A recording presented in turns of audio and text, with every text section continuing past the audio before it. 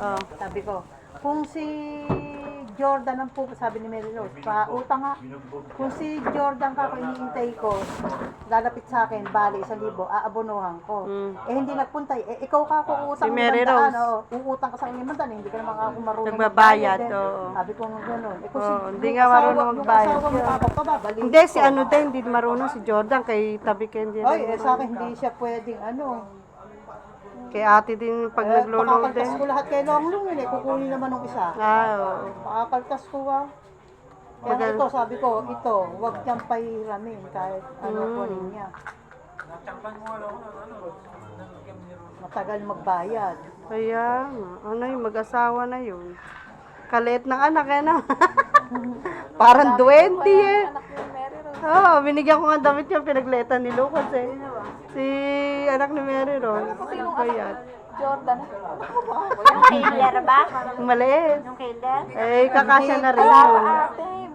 Ate, Yung maliit, pinakamaliit, anak ni Mary Rose kay Jordan. 2 taon. Kamukha nila eh.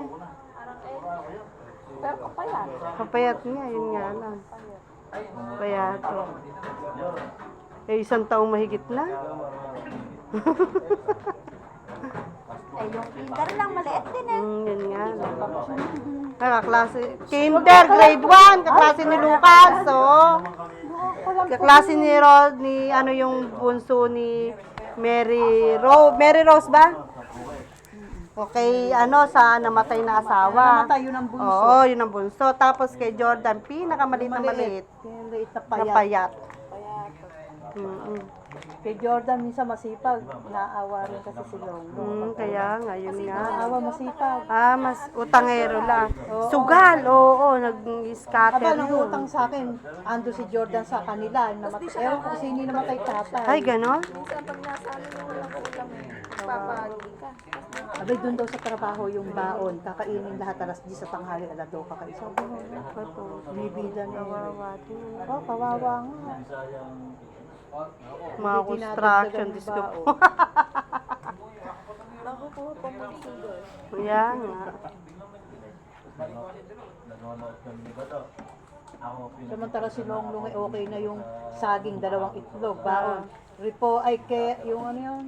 Yung pechay, gigisa ko, repolyo. Minsan, isda, kakamatisan ko lang. Lalaga mo na lang para may lasa-lasa yung mga nila. Ayaw niya na. Lucas, ano ginagawa niyo? Mamaya mamatanda kayo. Pagkagalitan kayo. Pwede, matabang. Huwag mo lang Ayaw aalaga. nga niya Parang yung si Ate Tessie, patis, matabang ayaw, din ang patis. mga luto. Eh, ayun na, okay na pala, nagpa-check up. Okay na pala yung ano niya. Yung Ano tiyan. siya, normal na. Pag yung eka sa tiyan. December balik niya, pag nag-normal, hihinto na niya yung gamot.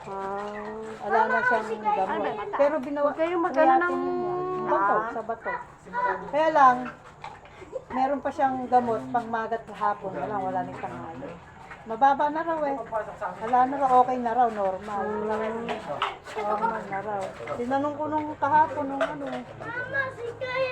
Lucas! Pag-aagalitan ka ni... Eh, tapon yung ayang malamig na yan. Tapon mo yan, tapon mo yan, tapon mo yan. Pagalitan kayo ni Ate Upi.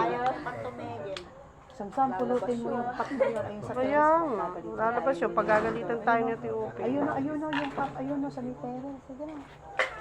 Ayun, yung cup, kunin mo, lagay mo sa baso. Baka pagalitan tayo na may bahay dyan.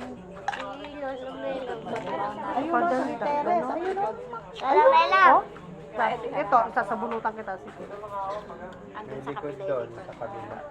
Pagalitan tayo. Ayun. Sa umaga, walang tao. Mga nagtatrabaho. Bago na naman to. Dapat Alin ba? nandun dati yung gate niya.